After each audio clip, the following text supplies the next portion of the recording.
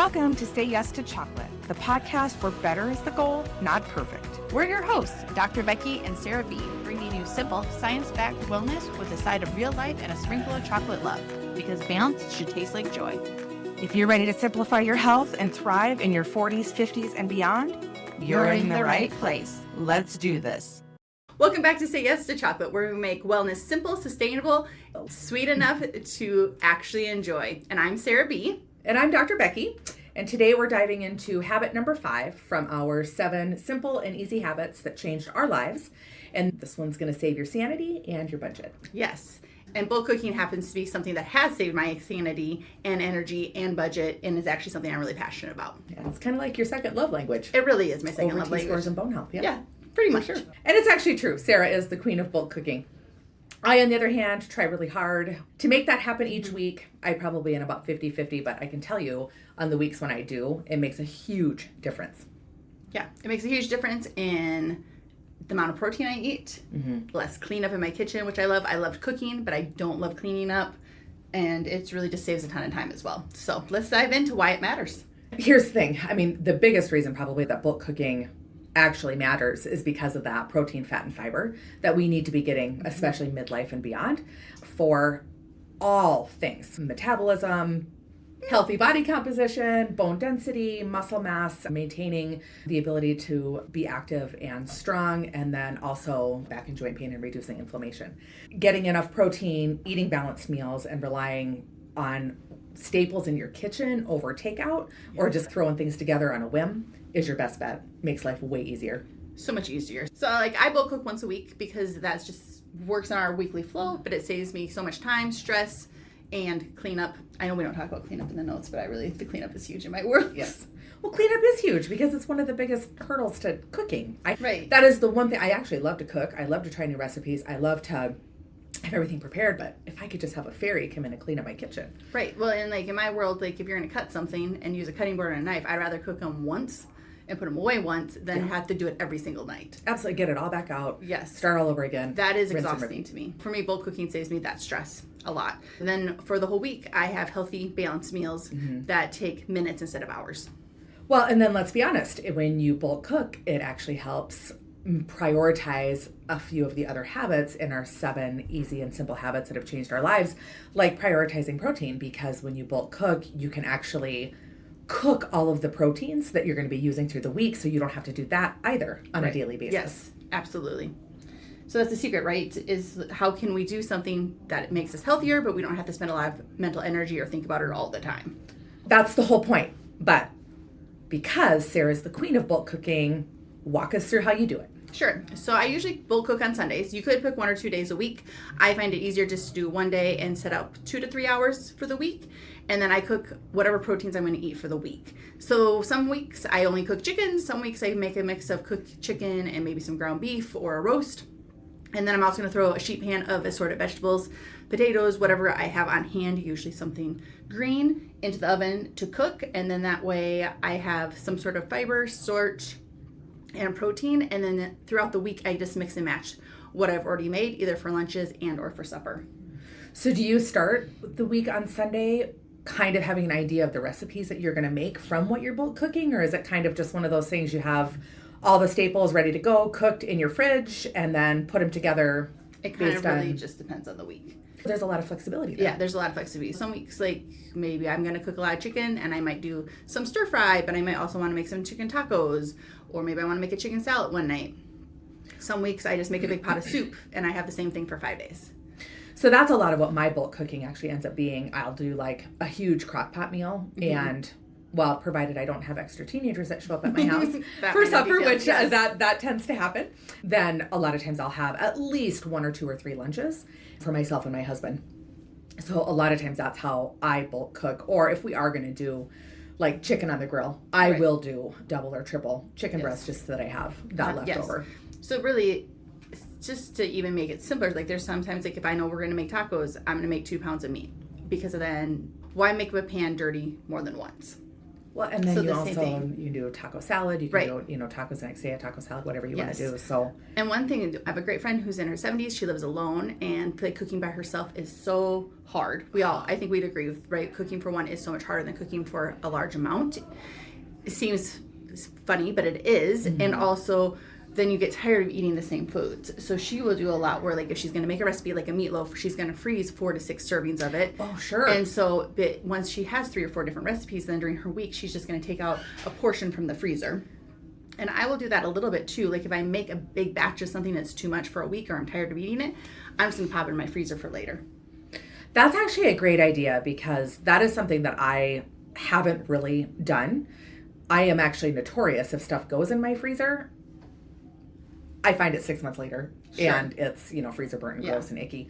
But I think if I did that more often and more consistently and tried to work that into an actual routine, turning it into more of a habit, I could easily make that happen. So that's a really good point that you just made. And it does go for people that are only cooking for 1 or 2 people or people that need variety. Right. You can bulk cook and just, if you don't want to eat it, the same thing, all week long, put it in the freezer. Right. And it's good 3 to 4 months. I mean, that's what the USDA says, about 3 to 4 months. In my house, sometimes they go a year or 2, but they're still okay. But there's some of that stuff that you can take out of the freezer. It might look a little freezer burnt, but it does warm up okay. Right. Yeah, that's actually something we've done a lot. Like next level bulk cooking is sometimes I will go and batch cook a lot of recipes at a time to put in the freezer for nights where we live in the country. Takeout isn't easy, but I need something in like 4 to 5 minutes where that's just a really quick thing to do. I kind of balance the weekly with a yearly or 2, just kind of batch cooking big recipes I know we like. That's a great idea. I do that with bulk buying. Sometimes I'll buy, if I buy the whole turkey and it's not Thanksgiving or Christmas and we don't have a big group, I'll cook the whole turkey or I'll do a whole pork loin or a whole pork butt and do pulled pork and I'll freeze, either pre or post cooking. I'll freeze half of what I've purchased. But I haven't really done that on a meal basis on a smaller scale per se. That's something that I'm going to try. That was a really good point. Yeah, there you go. Those are how I bulk cook.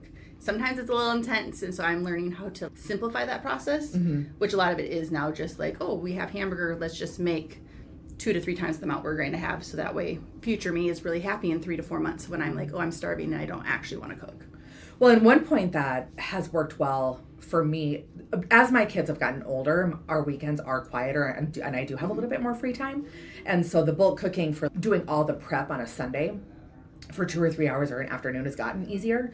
But otherwise, my idea of bulk cooking or making a meal plan or making sure that I have food for the week has always been to just do big suppers. So I'll do 2 or 3 portions instead of just making enough for that night or the crock pot meal I'll do so that I have leftovers for the next week. But I really like the idea of the bulk cooking where you're doing a meat or 2 or 3 meats, veggies, and then carbohydrates like noodles or a rice, almost like your own little Chipotle lane, if you want to call it. Because then you can mix and match all week, and and you get the variety there. You do get the variety. Yep. And then you can change it with some sauce too, right? Yeah, some different sauces. You can change the flavors that way too. So let's talk about the benefits of the bulk cooking, right? We talked about the practical, how we're going to do it, but why is this important? Yeah, I think for me and the vast majority of people, one of the biggest challenges with eating or just feeding ourselves, right, is making good, healthy choices and making sure that we're getting on a more often than not basis, we're covering our protein, fat, and fiber bases, eliminating things like cravings or sitting down with a bag of chips instead of actually having a meal. For me, I do know the weeks that I make it a priority and the weeks that I do bulk cook or where things are prepped for me, I am absolutely able to hit my protein intake, which we did an episode all about protein. Yes. It's called Prioritize Protein, so go back and listen to that if you want more information. But the average woman needs to be getting about 100 to 120 grams of protein a day minimum. And that can be really hard to hit if you're not intentional about it. So it seriously allows me to make sure that I'm hitting that and make sure that I'm hitting my fiber and my fat intake as well. And then when you're so much more satisfied that making good decisions becomes effortless. Right. Yeah. It just saves you that energy. You're going to spend less time cooking and also cleaning up, which I think all of us agree is so much more important. So an hour to 2 hours of prep a week is just going to save you 10 hours in the future. And then the other thing it saves is that dreaded question, what's for dinner? What's for dinner? And like even for you, what's for dinner? Oh, shoot, I forgot I have to make that decision. Yes. That's on me now. Yes. And oh shoot, it's 7:30 already and none of us have eaten. Yes, and we're all cranky and a little hangry and it's a little dicey in the house. Yeah. And then that's when a frozen pizza sounds really good. Really good and not the best choice. The other thing that I kind of want to hit on is the other staples besides just meat, veggies, and maybe some starches. What are some other ideas of things to prep in advance to have at your disposal? Yeah, obviously chicken breast cooking. I usually make mine in an Instapot, crock-pot, bake it however you want to. Any sort of ground meat that you like, having that ready to go. But also salmon and shrimp can be really good too, especially because you can either reheat those in a pan in the microwave with a paper towel that's wet. Well, and salmon and shrimp are also both pretty good cold. Yeah, they are good cold too, especially like filling in with a salad. Hard-boiled eggs, I know you do that a lot, actually. I do that almost every week. Yep, and then roasting some potatoes and sweet potatoes, especially like potatoes take so long, and sweet potatoes take so long. I am more apt to eat those like if I do have them cooked for the week.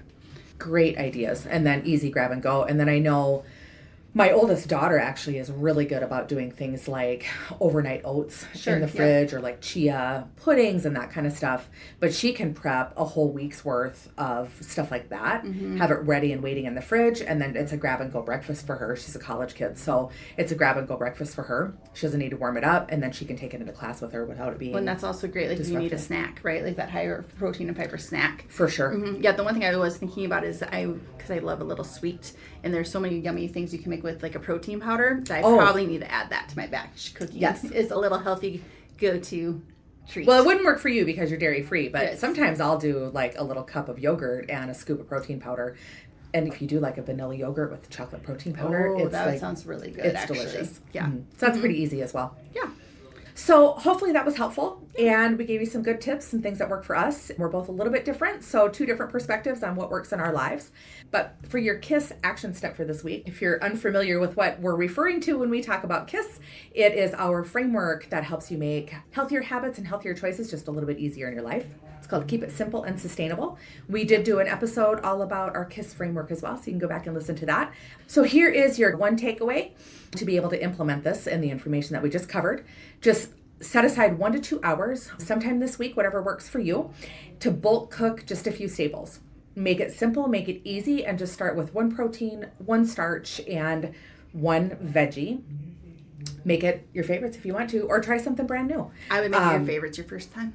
Favorites your first time? I would do your favorites the first time because you just know what you're doing. It's going to be faster, and you're going to more likely to eat it and like it. Very true, especially if you're going to eat it for every day. Yes. Yeah. Yeah. Good point, Sarah. Store them in the fridge and see how it works for you for the week. See what changes it actually happens, how you feel. Yes, and don't overthink it. This does not need to be Pinterest board perfect. You're just going to use whatever containers you have. You don't need fancy containers. Your fridge doesn't need to look like it belongs in a magazine. You just need it to work for you and be practical.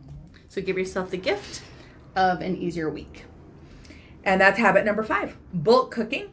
Simple, practical, and one of the easiest ways to stay consistent without spending your life in the kitchen and clean it up. Yes. Remember, small things done consistently make the biggest impact, and this habit proves it. If you want to follow along with all 7 habits that we've implemented, some together, some individually, but have really changed our lives, download a free PDF guide that we put together for you, drbeckyonline.com/easy habits. Yep, and it's the 7 simple and easy habits. And until next time, say yes to chocolate and to simple, sustainable wellness. Stay tuned for some behind-the-scenes bloopers. What are we uploading? Dear to script, what are we doing? Why do we sound funny? Oh, I moved the mic. Okay. Bulk cooking. Bulk cooking. Okay. I already forgot where the rest of it goes. See, I practiced that a lot last night, actually. See? A lot, but then I got so excited. You just have to know it. I think we just all know that. By all, I mean you and me. We all just know. This is what I'm having issues. That's because I gave you the dumb one, I think. Like all up in my grill. Okay. Okay. We're not rapping today. I think we just did. DJ Snapdragon is not allowed to come to the podcast, okay? Drop a beat. Okay. Thanks for hanging out with us on Say Yes to Chocolate. If today's episode gave you a win, something to think about, or even just a smile, we'd love it if you'd subscribe, rate, and share it with a friend. Want more? Join our email newsletter so you don't miss a beat, and come find us on all the social channels at Say Yes to Chocolate Podcast. for all the quick hints and tips. And don't forget, you can always send us your questions or episode ideas. We love hearing from you. Until next time, keep it simple, stay curious, and always say yes to chocolate.